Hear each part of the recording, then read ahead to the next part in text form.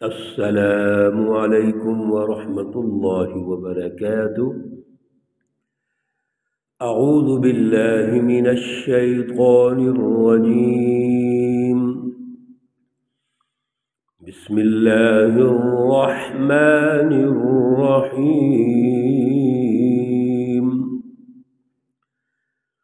يا بني إسرائيل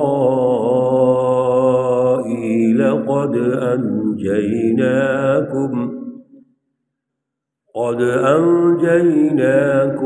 من عدوكم وواعدناكم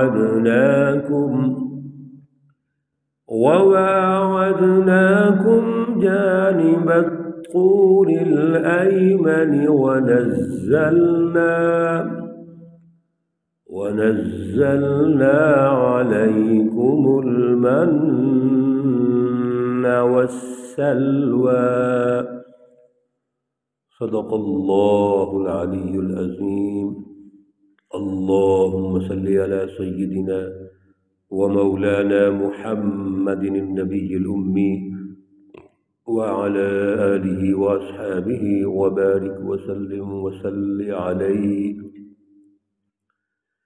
معزز سامعین و سامعات،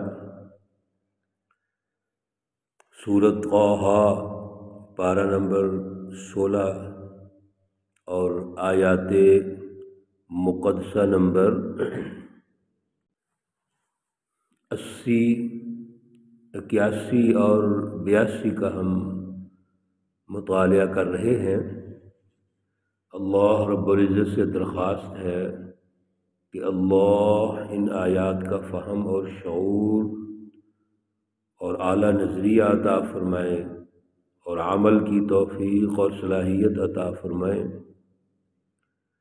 گزشتہ درس میں اللہ رب العزت نے اس واقعہ میں حضرت موسیٰ علیہ السلام، حضرت ہارون اور اس دور کے ظالم فرعون کے اس واقعہ میں جو ہمیں رہنمائی ارشاد فرمائی وہ یہ تھی کہ جب فیصلہ ہو گیا کہ فرعون اور آل فرعون حضرت موسیٰ علیہ السلام کی دعوت پر نہیں آئے، انہوں نے درست بات کو نہیں سمجھا، سچ کو جھٹلا دیا اور پھر اپنی ہٹ درمی اور ضد اور تکبر کی وجہ سے اور طاغوتی سامراجی نظام کی وجہ سے یہ فیصلہ کر لیا کہ موسیٰ، حضرت ہارون اور ان کی جو جماعت ہے ان کو زندہ نہیں چھوڑیں گے۔ تو اللہ رب العزت نے ہجرت کا حکم ارشاد فرمایا۔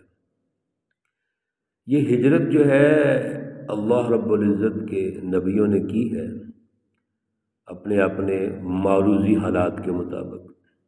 حضور نبی اکرم صلی اللہ علیہ وسلم نے بھی کی، مکۃ المکرمہ سے مدینہ المنورہ کی طرف۔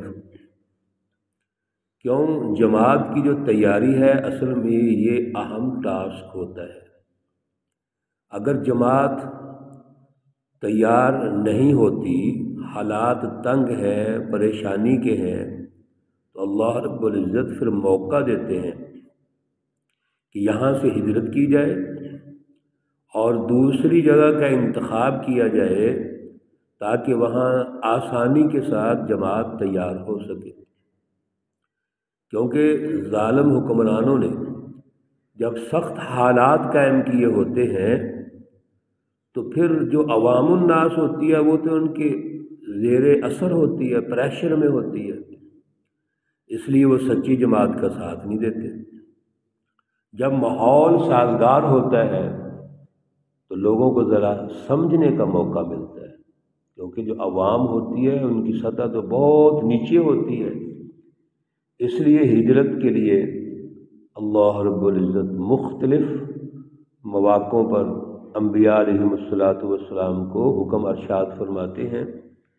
تو حضرت موسیٰ علیہ السلام کو بھی حکم ہوا کہ آپ ہجرت کر جائیں، لیکن راستے کی جو رکاوٹیں ہیں ان سے گھبرانا نہیں ہے۔ آگے بحر قلزم ہے، باہر ہے، اس کو پار کرنا ہے، کیسے کریں گے؟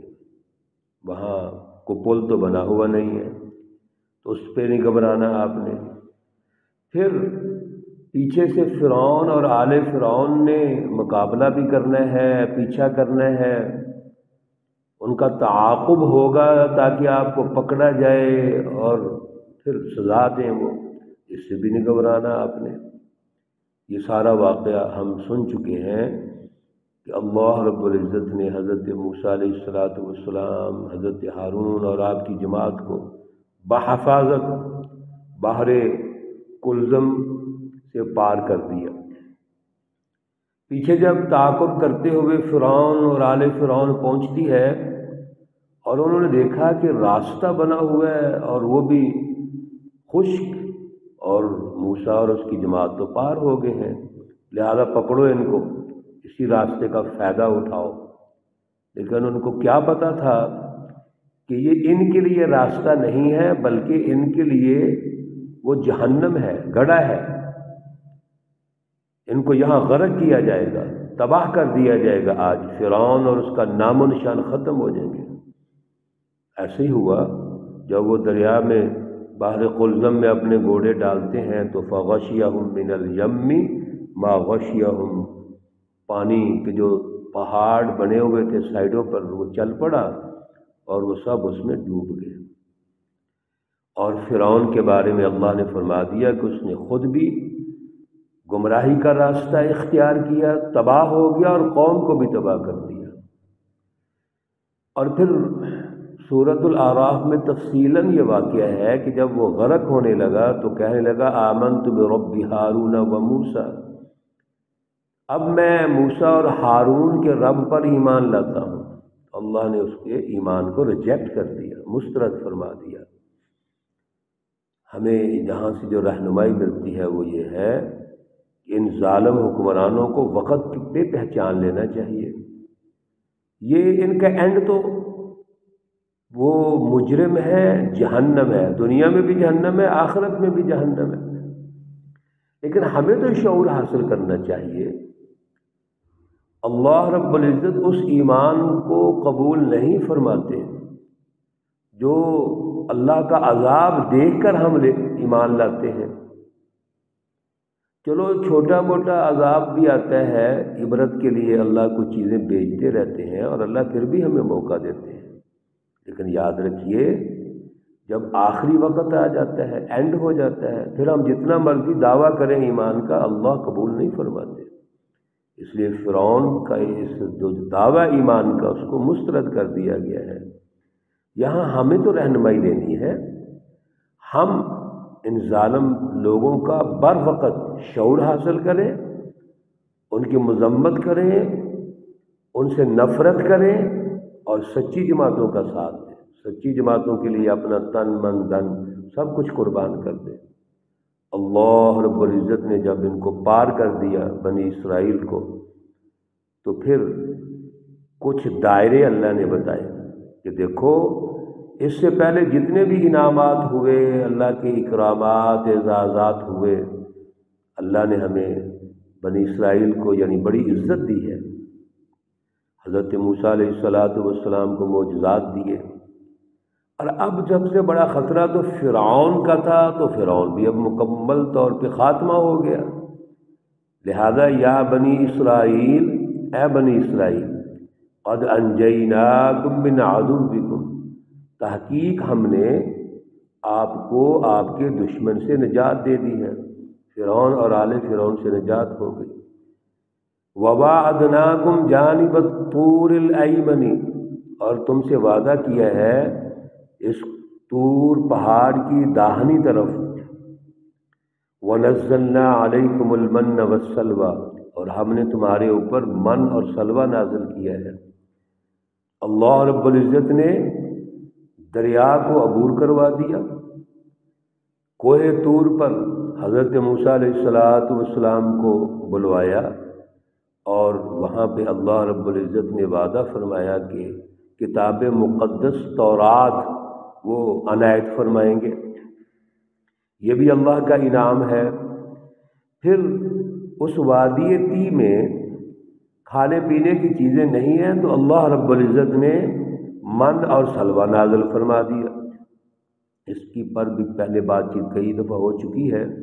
یہ اللہ کی طرف سے وہ غذائی سسٹم تھا جو ان کی ضرورت تھی، اور بظاہر وہاں پر ایسا ماحول نہیں ہے کہ ان کے پاس کچھ اسباب یا وسائل پیدا ہو جاتے، تو اللہ رب العزت نے من اور سلوہ نازل فرما دیا۔ اب یہ سارے انعامات دینے کے بعد اللہ فرماتے ہیں کلو کھاؤ من طیبات ما رزقناکم، جو بھی پاکیزہ رزق ہم نے آپ کو دیا ہے اس کو کھاؤ، اس کو استعمال کرو، لیکن ولا تطغوا فیہ، اس میں زیادتی نہیں کرنی چاہیے، سرکشی نہیں ہونی چاہیے۔ اللہ رب العزت وہ دائرے بتا رہے ہیں جو اب مزید آگے ان کے بڑھنے کے لیے ضروری ہے۔ پچھلا دور تو ختم ہو گیا فرعون کا، اب فرعونی اثرات جو تھے، ظلم کے طاغوتی اثرات، اسی طرح اس کی سرکشی کے اثرات، نافرمانی کے اثرات، وہ تو نہیں رہنے چاہیے نا۔ اس لیے اللہ رب العزت نے پورا تربیتی ڈھانچہ دے دیا ان کو کہ اب آپ نے آگے جو بڑھنا ہے، آپ کی جو ترقی ہے اس میں سرکشی نہیں ہونی چاہیے، اس میں کوئی بغاوت نہیں ہونی چاہیے۔ آپ اللہ رب العزت کے تابع ہو کے چلیں، حضرت موسیٰ علیہ السلام سچی جماعت ہے اس کا ساتھ دیں اور اگلے دور کی تیاری کریں۔ اس لیے کوئی سرکشی نہیں ہونی چاہیے، زیادتی نہیں ہونی چاہیے، اور اگر کی فَيَحِلَّ عَلَيْكُمْ غَضَبِي، تو اللہ رب العزت فرماتے ہیں کہ پھر آپ پر میرا غصہ نازل ہوگا۔ وَمَن يَحْلِلْ عَلَيْهِ غَضَبِي، اور جس پر اللہ رب العزت کا غصہ نازل ہوتا ہے فقد ہوا، وہ انسان دور جا پڑتا ہے، اس کا کوئی ٹھکانہ نہیں ہوتا۔ اس لیے اللہ رب العزت نے تمہیں نجات دی، کتاب مقدس تورات دیں گے، اور آپ کو اور کھانے پینے کی چیزیں دی ہیں۔ اب آپ اگلے دور کی تیاری کے لیے اپنی مینجمنٹ پیدا کیجئے، ڈسپلن پیدا کیجئے، نظم و ضبط پیدا کیجئے، موسیٰ علیہ السلام کا ساتھ دیجئے، اللہ رب العزت کی اطاعت اور فرما برداری کیجئے۔ اور بڑی خوبصورت بات فرمائی وَإِنِّي لَغَفَّارٌ لِمَن تَابَ، جو لوگ اللہ رب العزت سے مغفرت چاہیں گے، تابہ توبہ کریں گے، وآمن اور سچی جماعت پر ایمان لائیں گے، وعمل صالحا اور حضرت موسیٰ علیہ السلام کا ساتھ دیں گے، ثم اہتدی، یہ درست راستے پہ ہیں، یہ سچی رہنمائی کے مطابق ہے۔ یہ ہمیں رہنمائی یہاں سے یہ ملی، حضرت موسیٰ علیہ السلام اور بنی اسرائیل کو جو اللہ رب العزت ایک مینجمنٹ بتا رہے ہیں، حضور نبی اکرم صلی اللہ علیہ وسلم کے ساتھ بھی یہی ہوا۔ صحابہ اکرام جو سچی جماعت تھے، جنہوں نے آپ کا ساتھ دیا، ایمان لائے، اعلیٰ نظریہ اور شعور حاصل کیا، اور پھر نبی علیہ السلام کے قدم بقدم شانہ بشانہ چلے اور اس سچی رہنمائی پہ چلے، اللہ رب العزت سے ہمیشہ توبہ استغفار کرتے رہے، تو اللہ رب العزت نے دنیا میں بھی کامیاب کیا اور آخرت میں بھی کامیاب کیا۔ اللہ رب العزت نے سرٹیفکیٹ دے دیا، رضی اللہ عنہم ورضوا عنہ، اللہ رب العزت ان صحابہ اکرام سچی جماعت سے راضی ہو چکے ہیں، اللہ ان سے راضی اور یہ صحابہ اللہ سے راضی۔ میرے عزیزو، یہ سچی جماعت کا ہمیشہ اللہ ساتھ دیتے ہیں۔ سچی جماعت کی سرپرستی، نگرانی، حفاظت وہ اللہ کے ذمہ ہے۔ ہم نے سچا بننا ہے، سچی رہنمائی لینی ہے، جد و جہد کرنی ہے۔ ہر دور میں اللہ ہمارے ساتھ ہے، آج بھی ہمارے ساتھ ہے۔ اللہ رب العزت توفیق عطا فرمائے۔ اللہ رب العزت تمام مرحومین و مرحومات کو جنت الفردوس میں اعلیٰ مقام عطا فرمائے۔ اللہ رب العزت تمام بیماروں کو شفائے کاملہ عاجلہ مستمرہ عطا فرمائے۔ ربنا تقبل منا انك انت السميع العليم वतुब अलैना इन्नका अंतत तव्वाबुर रहीम। वसल्लल्लाहु तआला अला नबिय्यिल उम्मी मुहम्मदिन व अला आलिहि व अस्हाबिहि अजमईन बिरहमतिका या अरहमर राहिमीन। अस्सलामु अलैकुम व रहमतुल्लाहि व बरकातुहू।